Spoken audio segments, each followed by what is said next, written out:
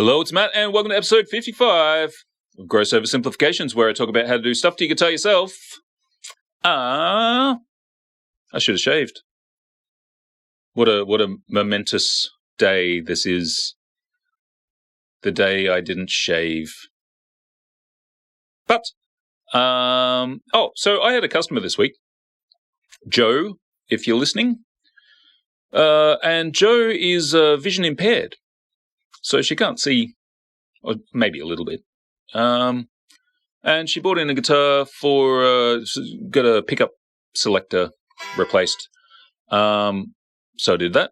And I noticed on the back of her neck, she's put little, it was just a telly. I've put a picture on my Facebook page if you want to see what I'm talking about. But she's just put little puffy paint dots where the inlays are, so she can feel where she is on the neck just by feeling the little bumps, which is genius. And it's these little things that, you sort of take, you would never have thought of that. And I find that, as a sighted person, I find that incredible. And lots of people think that, the big sports stars or the famous musicians are the inspiration. It's people like Joe who just get on with it, and we as guitarists, we're all guilty. We're like, I'm not gonna practice this week. I don't have the right flanger settings or something. Like any little roadblock is like, nah. And then you see people like Joe, and they can't even get in the shop without help, and they're getting on with it, and they're probably better than you. Anyway, so I'm going to get on with it too. I'm going to spend 3 minutes today talking about another stupid word inspired by this moment. Feel. And lots of people say it's like a Facebook marketplace-ism, isn't it? This guitar feels awesome. It feels like a more expensive guitar. I'm not sure that means anything, does it? My other favorite saying, and maybe I could do a whole episode on this, but I don't have that much material.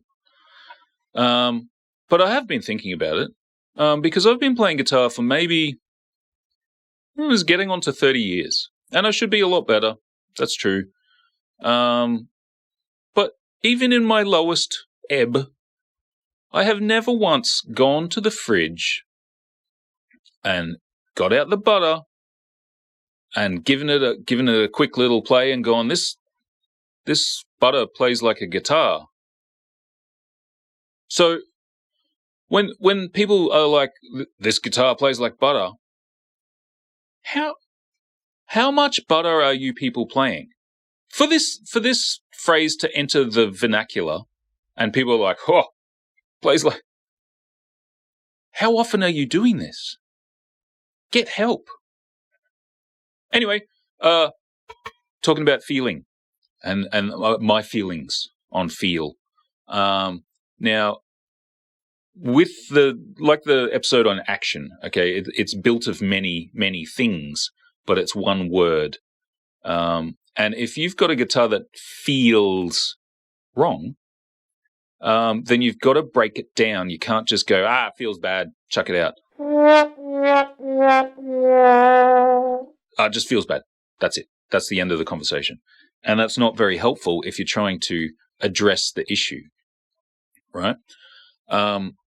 So a lot of the things with feel is about your physicality. So what feels good to you might not feel good to another person. Okay? And there's lots of things. This is one of my favorite guitars. I bought this based on the feel of it, and I like the feel. I like that the body's a little thinner. I like the scale length. I like the feel of the neck, and that's a big one. I do this a lot. I take the gloss off the neck for people probably like twice a week, and it really does improve the feel because you feel it. So if you're trying to improve the feel, break it down. What is it? Is it that you've got quite tall frets and you prefer smaller frets? And that's That might be a meaningless little distinction, but it does help you chunk this down, and then you'll be able to address what you do or don't like. Don't just be like one of those people who are like, feels like garbage. Like, how much garbage are you people like feeling on a regular basis? Get your hands out of the bin. Get your hands on guitar. I'm going to go practice guitar too.